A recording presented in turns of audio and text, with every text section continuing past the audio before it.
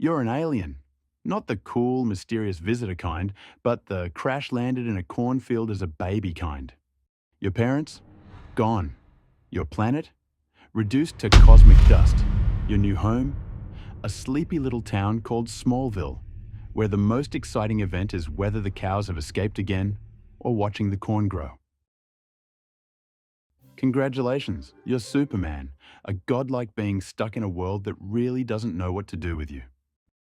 Life is great in Smallville until you wake up floating 3 miles above your house and realize you have no idea how to land. Every time you tried to act normal, something reminded you that you weren't. Hiding your strength was an everyday challenge. Running too fast? Suspicious. Lifting something too easily? Even more suspicious. Pretending to struggle opening a jar when you could crush steel with your fingers? Absolutely exhausting. Puberty turned everything into chaos. Controlling superpowers is a full-time job, and every mistake had potential disaster written all over it. Flying wasn't majestic. It was terrifying. It started with accidental floating, then full-on, uncontrolled liftoffs that ended with crash landings in cornfields. One day, you stumble upon the most baffling real estate decision in history, the Fortress of Solitude. Smack in the middle of a frozen wasteland, it's basically an overgrown space igloo with the warmth and charm of a haunted refrigerator. There's no welcome mat, no front door key, just an overwhelming sense that you've wandered into an alien bachelor pad designed by someone who thinks cold and ominous is a valid decorating style. And then comes the ultimate shock. Your real father, Jor-El, appearing as a floating hologram, judging your entire life's choices. Imagine finally getting the chance to meet your biological dad, only for him to deliver the worst PowerPoint presentation ever about the greatness of Krypton and your destiny. He goes on and on about how you were sent to Earth to be a beacon of hope, how you carry the legacy of an advanced civilization, how your real job is to be an inspiration. No pressure, right? Meanwhile, you're standing just trying to process the fact that your dad is basically a talking screensaver who won't let you ask questions until he's finished monologuing. Jor-El insists that you wear a suit, a traditional Kryptonian symbol of heroism. And thus, the spandex nightmare is born. Why do Kryptonians think capes are a good idea? Why is the color scheme so bright? Why does it feel like an overdramatic prom outfit? Jor-El doesn't have time for your fashion complaints. He's too busy reminding you that you are the last son of Krypton and should take things more seriously. And just like that, you're not just Clark Kent from Smallville anymore.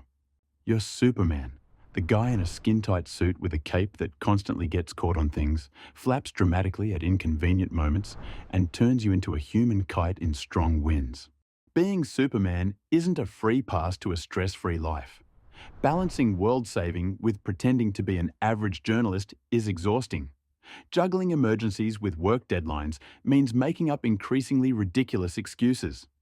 There's no socially acceptable way to explain why you disappear for hours at a time with no phone calls or messages. Some people take up gardening, others collect stamps. Superman's villains?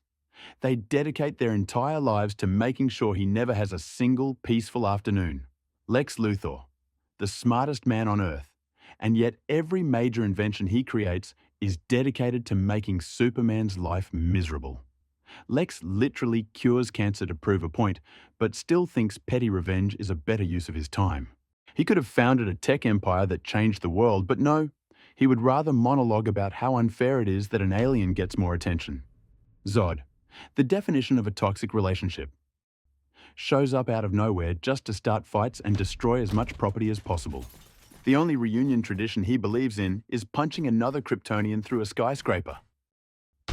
Being nearly invincible doesn't mean being immune to problems.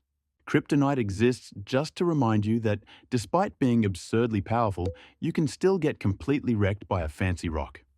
But the real weakness isn't just a glowing green mineral, it's the unrelenting expectation of being Superman all the time. There's no room for failure.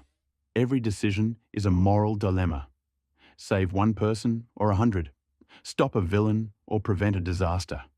The pressure to always be right, Always be there, always be more. It's exhausting. There's no off switch, no vacations, no days off. Every minute, there's another emergency. Being Superman isn't just about powers. It's about carrying the weight of an entire planet's expectations while pretending to be normal. Then there's Lois Lane, the human Kryptonite, smart, fearless, and way too good at her job. She's always one poorly timed sneeze away from discovering your secret. The kind of reporter who doesn't just chase stories, she hunts them down with the precision of a heat-seeking missile and the subtlety of a tornado in a library. For Superman, she's both a blessing and a curse. For Clark Kent, she's the reason you've considered faking your own death. Twice. Just when things seem predictable, Doomsday erupts into existence. A force of pure, unthinking violence.